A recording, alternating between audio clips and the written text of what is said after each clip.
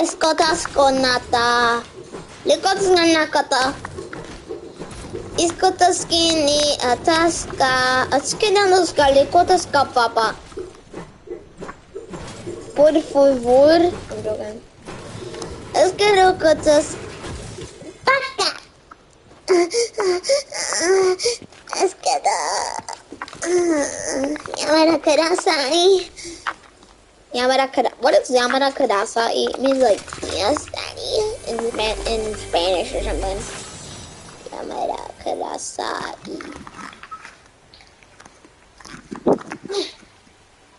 Yamada Kadasai. Let's go, let's go.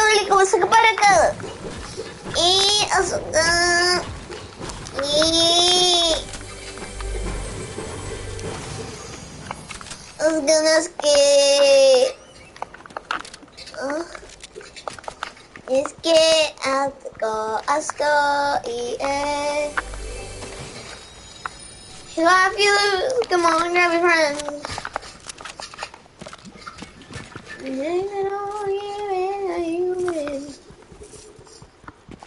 The fun will never end. It's too lucky to lose.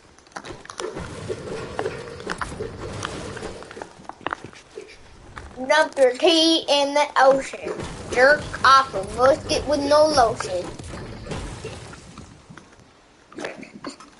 Red coach acting up, better get a session. Sneak in the castle. Alexa, play No Maidens by Crispy Concords.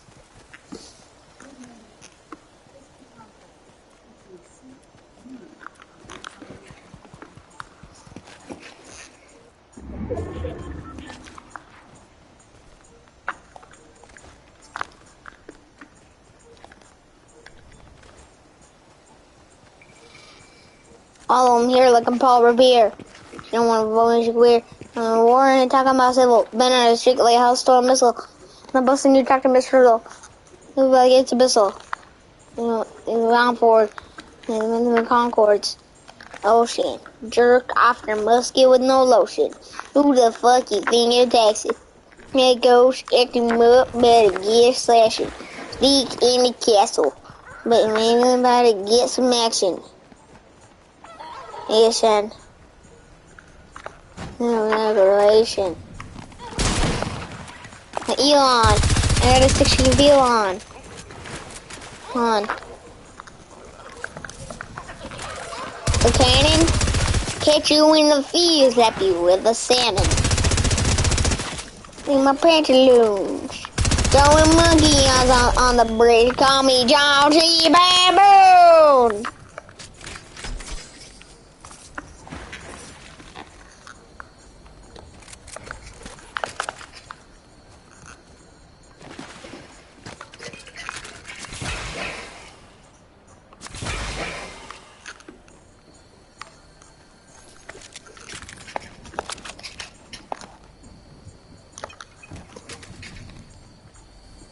Yeah, it's loud in here.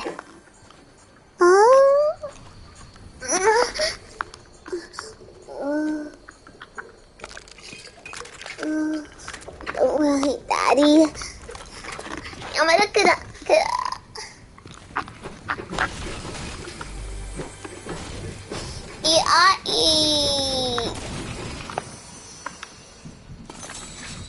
Zimbabwe.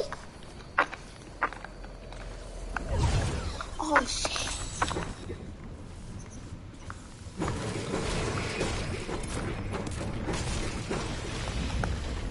I gotta stick to your view on.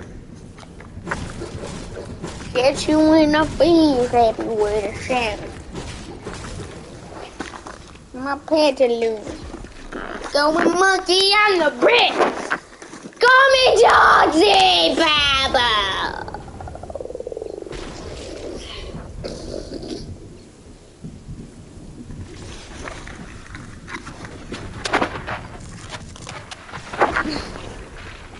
Oh, Revere, fuck out of here. Your bitches coming your pussy ass and loud in here. Toxic chemicals that can irreversibly damage your lungs and the teeth.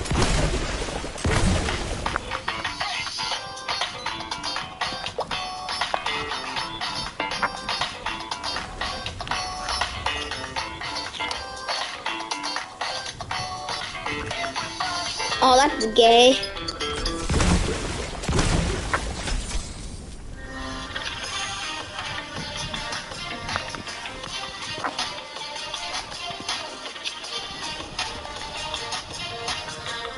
This is the most hostile comment section on YouTube, and I feel like I can say with a high degree of certainty that this is the longest argument ever in a YouTube comment section, lasting an entire year and spanning roughly 500 some replies. Now, in this kind of anger, you would expect the video to be some kind of politically charged video, or maybe somebody said anime should be illegal, or that lollies are a crime, something that really puts a hate boner where someone's flaccid cock once was. But what if I told you that the video that all of this is taking place on, the most aggressive comment thread on YouTube, was actually on a Paper Mario song? I'm going to take you on a journey through this word. What? We're not going to read every reply just because there is so many. This thing's longer than the fucking Bible, honestly. But we're going to go through the big parts, the big moments here in the manga, make sure we get the gist of what's going on, because this may be one of the greatest stories ever told. It's got it all. It's got a little of betrayal, violence, love, terrorism, action, drama, mystery, and most of all, Mario. Chapter 1, The Catalyst. This is where it all begins. っていうか、そもそも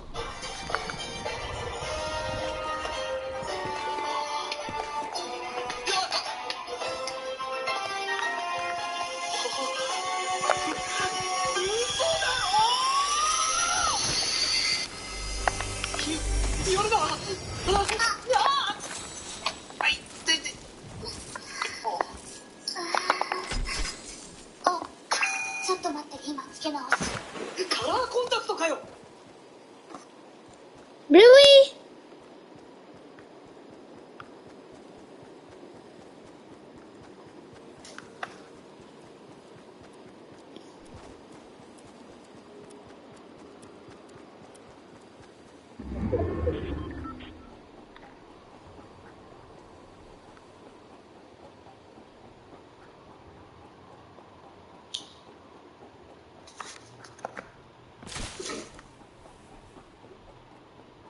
This is the most hostile comment section on a bold and brave hot take. Someone didn't tell Lunar that opinions are illegal on the internet. It's not the most controversial thing to say, it's simply a matter of liking a song. But this is the internet, and you can't like something that somebody else doesn't like. A lesson our boy Lunar here is about to learn the hard way. Enter the villain, Arumaru 1837. Because you're like 9, haven't even played the other games, I guarantee you. And now, just like the Powerpuff Girls when the hotline rings, our hero rolls in, Dave Matthew. These are our primary characters. Of course, we get introduced to other important side characters throughout the season here. The lore gets very deep, trust me. But this is basically the Batman and the Joker, Dave and Arumaru. Dave sweeps in defense of Lunar. How about we agree that you are a jerk? Everyone can have their own opinion, and that is the internet, so no one cares about your opinion to begin with. Also, instead of throwing insults at me, why don't you try to get me to see things from your perspective? It'd be a lot more time efficient, and unlike insults, actually accomplishes something in the long run. Or you can continue to assume that I am a mere child that does not know of the 5 other Paper Mario games, was it 4, or has even played them, both opinions being completely wrong. But as I said, it's the internet. We can go in circles all day and night, and neither of us can get anywhere. So let's not, okay? Dave trying to get out ahead here and squash the beef, giving a fair warning to Arumaru that you do not want to fuck with Dave, but spoiler alert, Arumaru pokes the sleeping bear. You never gave your side, dumb fuck. All you did was come on here talking about some damn opinions or some shit. Pretty clear you didn't intend to accomplish anything. Also, you haven't played any other game, have you? It's not hard to know how many Paper Mario games there are, kid. 64, 1000 Year Door, Super Paper Mario, this garbage, and Color Splash, which was actually not bad, but was too weird gameplay-wise to be called a Paper Mario game. And it's this comment right here that makes a good boy go bad. You do not question Dave Matthews' understanding of the Paper Mario franchise, and you do not do it on a public forum like this, and be an asshole about it. the opinion haver that started all of this comes back in here, kicks open the doors to the Church of Paper Mario with tears in his eyes like he just watched his parents having a fight, saying, "All I said was, this is my favorite final boss song in the Paper Mario series, but it turned into a huge fight and I don't understand that." And then Aramaru hits him with a hard dose of reality. "You said you don't care if you get paid, so obviously you do understand, dumb fuck." Unfortunately, Lunar just doesn't understand that his initial comment was like the assassination of Franz Ferdinand, and now he's started a massive and in war, Lunar, there's casualties. I know you can say whatever you want, but please, can you please calm down and make a nice comment to people? Like I said, please not say about 1,000 cuss words with this reply, please. It's not hurting you to read a quick fuck. Look, I'm understanding everything you're saying. I'm just here to calm you down. Not everything in the world is solved by anger. Jedi Brooklyn Green comes in here and tries to reason with Sith Lord Aramaru here about how anger is not the key, but it's all for nothing because Aramaru has already been consumed by his anger. Like I said, I am cutting out a couple things here because there is so much of it. It'd be like a 10-hour video if I read the entire chain. Basically, in a nutshell, Dave was saying this is pointless, it's an internet argument, let's just drop this. And he concludes his monologue with, well, since we both agree that this whole thing is pointless, let us just agree to disagree and be on our way then. Aramaru. Cool. So fuck off. Peace was never an option. Nah, seeing your pointless insults because you can't come up with an actual comeback to my remarks is rather funny to me. I thrive off your pointless rage. Thought it was done. Why you still here, idiot? As I said, I thrive off your rage and anger. You want me to stop? Stop being angry. Easy.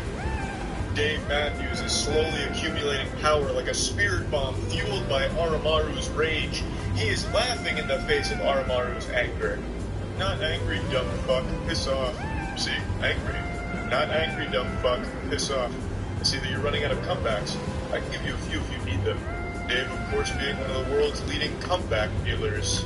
Not stressful, you're just annoying, lol. And there's plenty of music better than this shit, even from Color Splash. Why don't you go back to your 1,000-year-old game and super overrated Paper Mario game? Your screen.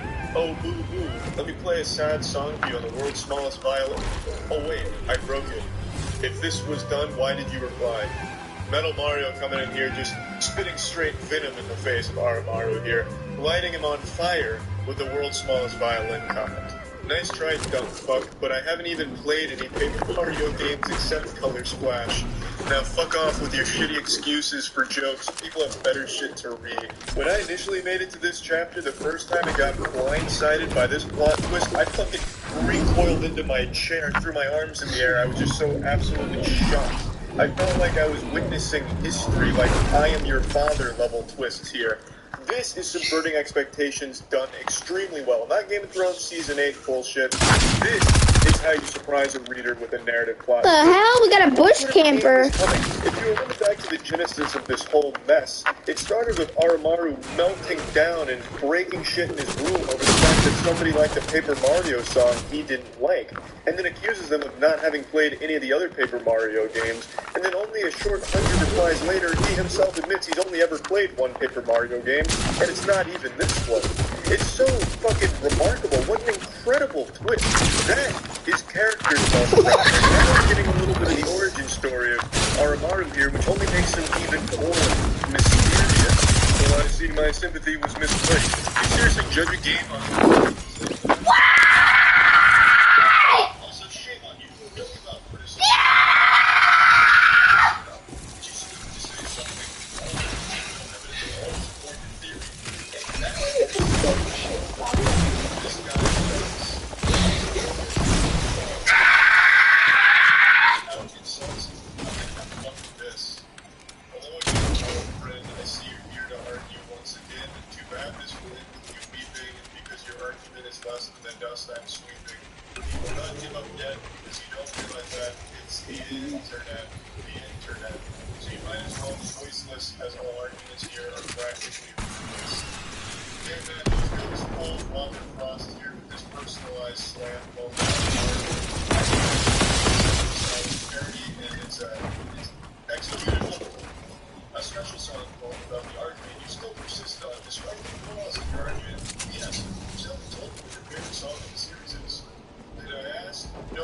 I did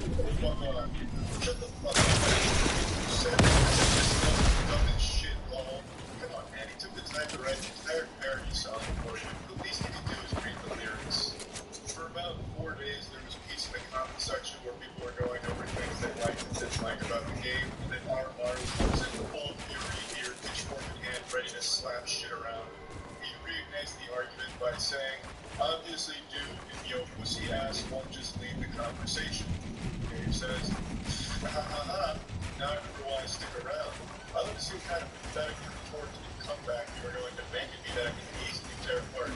Really, it's rather satisfying to see what you come up with. Once again, there was a truce call in the comment section for about a week, and then Aramaru came back, and Dave immediately noticed. He's like the doormat of the system, maybe the whole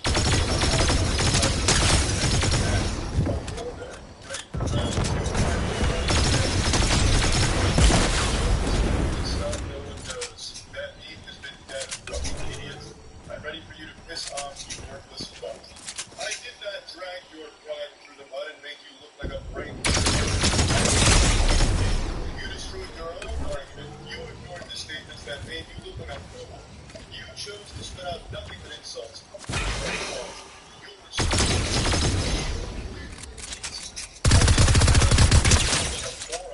is entertaining, and besides, in either way, you either way.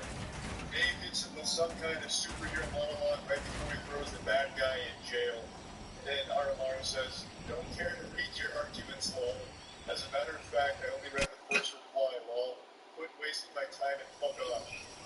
Then you are nothing but a bottom barrel fool who will have no success in life. As I said, you don't bother to defend yourself at all. That makes you an idiot. Also, why should I? You have no power here and you never will. The fact that you think you do just displays your idiocy for everyone. Besides, I already gave you the requirements for my departure. Or are you incapable of reading as well, my little maggot?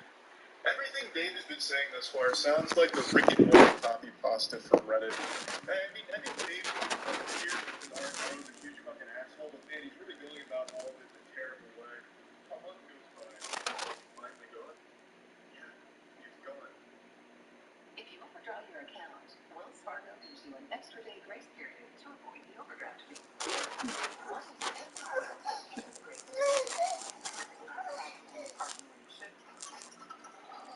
I was an extra in the Hunger Games Mockingjay Part 1. I know, no autographs. I'm just a normal person like all of you. I put my pants on one nipple at a time and wipe my ass crack after a hard shit with both hands. I figured I'd go into this episode about it on the official podcast a little bit, but I never really dove into what it meant to be the world's most spit-on extra. When it comes to being a useless extra in a movie, I'm the cream of the crop. I'm the cream supreme. Does that mean that I'm the best actor in the entire world of acting? I like to think so, but on paper, no, absolutely fucking not. So the story starts like every other good story, every other fairy tale. I just drained my nuts at a hard jerk-off session. That's not a joke because I genuinely did jerk off.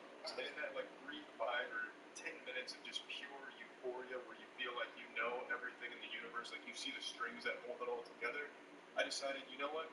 I want to pursue some acting. So like every 21st century man, I turned to Google and I was looking up open casting calls and found one for Hunger Games Mockingjay Part 1. It was in Atlanta, and they wanted headshots and full body shots shirtless. I didn't really know how to do this because I didn't have either of those, and I didn't really want to ask my friends because Tinder wasn't exactly around at that time, so I couldn't just play it off as, hey bro, I'm just trying to slay some punani out here, take these cool shirtless pics of me, let me flex real hard real quick. So I didn't want to ask my friends for anything like that, so I thought it'd be significantly less weird to ask my dad to do it. So my dad was snapping some cool shirtless pictures of me like every good father and son relationship. But what I didn't think of at the time is my dad's 6'5". He's tall as shit. I'm 5'6". I'm short as shit. And he was taking them at regular eye level. So he was looking down on me, which made me look even shorter than I am. So I looked like a fucking action figure in these photographs. They ended up choosing me to play an extra, and when I went to the fitting, they had a hard time actually getting me anything because they had already banked on me being 4'1". So that was kind of nice and flattering when they're like, wow, you're taller in person, because that's something I've never heard in my entire fucking life. Usually it's wow. Yikes. But anyway, we do eventually find some clothes that fit me, luckily, as if that was a Herculean task. He could have just gone to Toys R Us and found some shit for me. But anyway, we move on from there. We go to the filming, It was about a week after the fitting. And the scene took place in this podunk shithole rust-filled factory that they were using for this location. I guess they had just nicely asked all the homeless people that lived there to leave and kindly asked the heroin addicts not to come back for the course of the next week. So anyway, the scene I'm in, Katniss goes to this factory. It's District 8. It's supposed to be a hospital where she's looking over shit. I'm going to play a clip from it here. Pointless.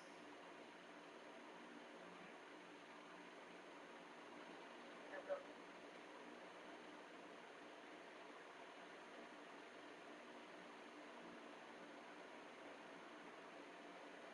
Here I played just a helping hand, some goofy goober who had no clue what he was doing but was supposed to be caring for a burn victim. They gave me a slight line to read. I guess it wasn't supposed to be like a SAG type line. SAG makes Screen Actors Guild where you need 3 lines to automatically enter it, so it doesn't really count, unfortunately, and it never would have even if it did make the fucking final cut, which it didn't. I will never forgive them. Boycott Hunger Games because they took out my part. But anyway, my line was somewhere along the lines of, this girl needs help, she's burned, yikes, oh shit, it's a burn. I don't know what I'm doing. I'm not a doctor, it's a burn, help, basically just crying for help. That didn't make the final cut, we did a lot of other people's lines.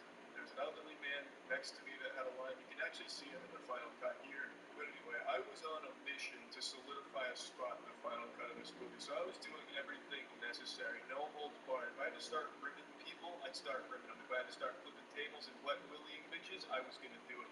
I was getting into this fucking movie's final cut, no matter what. So what I would do is I would chase around the action in my designated area. So the elderly man that had lines, I would keep scooting closer to him in between takes that way I'd be there. They didn't use his lines, so that slapped me right in my fucking face, unfortunately. I also really goofed around probably too hard. I would be like screaming kind of loud, and they're like, be chaotic, be wild. And they're like, fuck, oh shit, fuck, sometimes. And obviously that didn't make the final cut. I thought there'd be a slim chance of that movie in the background like an Easter egg. But I didn't put too much real estate in that. I didn't expect that to make it. But what I did attempt and really thought would make it to the final cut is when this kid right here, the kid who says, are you here to fight? Are you going to fight with this Katniss? I was originally positioned where this one girl's head is poking out. That was supposed to be me.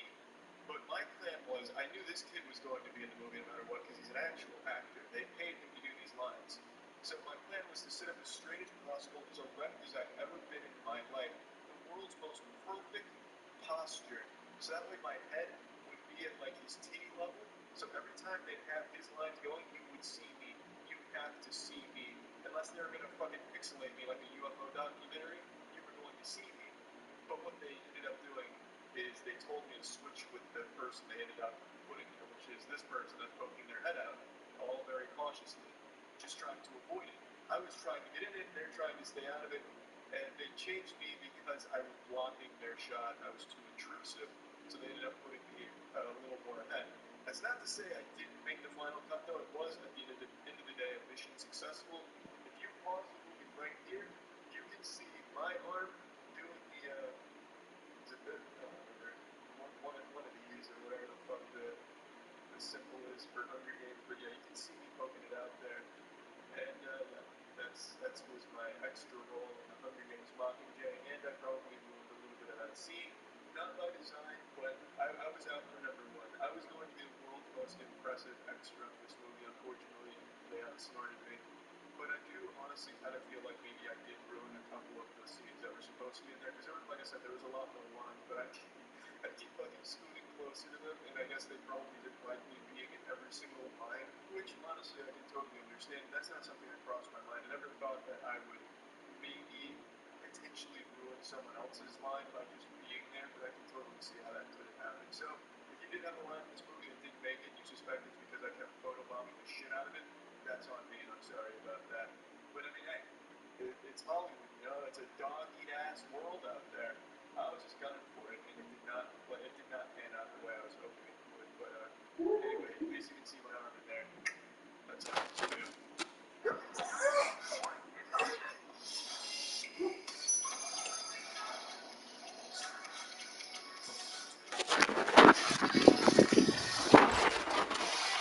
Good boy. It's okay.